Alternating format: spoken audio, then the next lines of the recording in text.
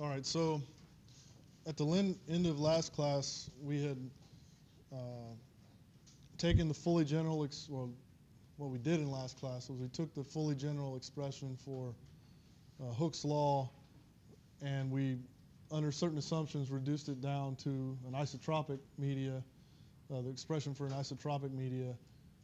And then right at the end of the class, I had written down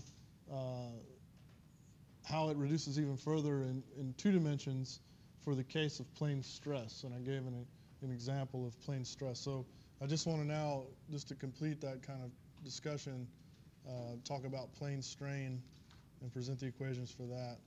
Because later in the class, when we actually do some computations, write some code, we're just going to do everything in 2D because everything that I'll teach you will extend naturally to from 2D to 3D. It's just more computational time, and even the programming effort from 2 to 3D is not that much different. But having said that, we'll need to have some models for elasticity in 2D. So in plane strain, just like in plane stress, I talked about why plane stress is a good approximation for thin materials. Well, in geomechanics, nothing is really ever thin. In fact, it's the second approximation, the plane strain approximation, that's more appropriate in a geomechanics setting, because basically in a plane strain approximation, we're going to talk about things that are really thick, so really thick in the third dimension. So you can imagine if you had like a dam or something, and this is the z dimension. What we're going to do here, if you were to have some in-plane deformations in this setting, so in the plane of x and y here, then any strains in the z direction, if it's really thick, are going to be relatively small, right? Because if I have something that's really thick, where say it has length L, and just in sort of undergraduate definition of strain, delta L over L, well, L is so large that any kind of delta L that's going to arise from a deformation in plane.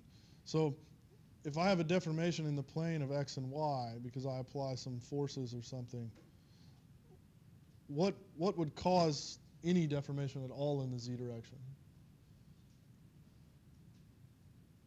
It's only the Poisson effect, right?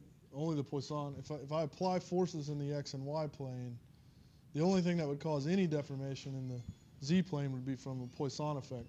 But that's going to be really small, right? So I'm going to have this really small deformation, this really small delta L divided by a very big L. So this is approximately going to be equal to 0, right? So in the case of plane strain, we make the assumption that the 3,3, the 1,3, and the 2,3 components of the strain tensor are approximately 0.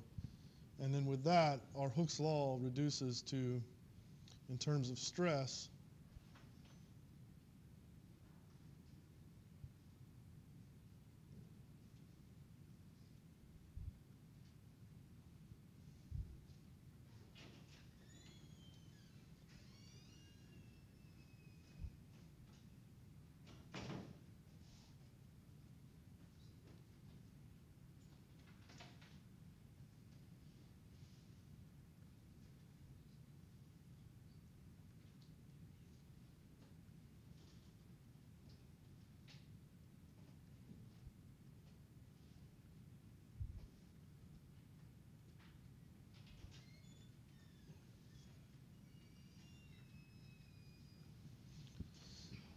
or in terms of strain,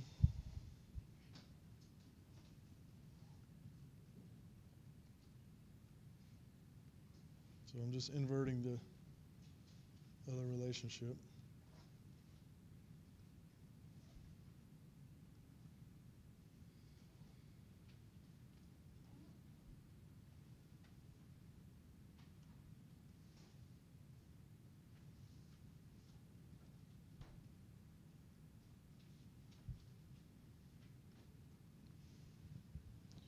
So this is our plane elasticity formulation for plane strain.